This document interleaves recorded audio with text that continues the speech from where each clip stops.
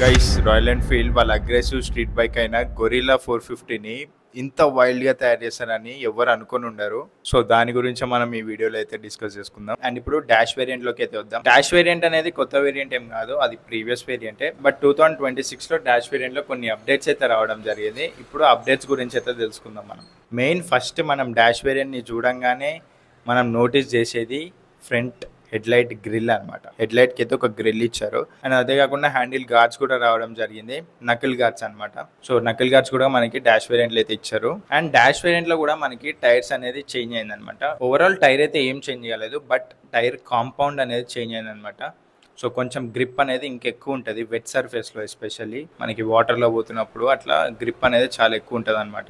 So last ఇయర్తో compare చేస్తే 2026లో కొంచెం tyres అనేది మంచిగా ఇంప్రూవ్ చేసినాడు గొరిల్లాలో. డాష్ వేరియంట్లో ఒక కొత్త కలర్ అయితే యాడ్ అయింది, అదే ట్విన్ లైట్ బ్లూ అనమాట. సో ఈ కలర్ అయితే క్రేజీ ఉంది, చాలా మందికి నచ్చింది కూడా ఈ కలర్.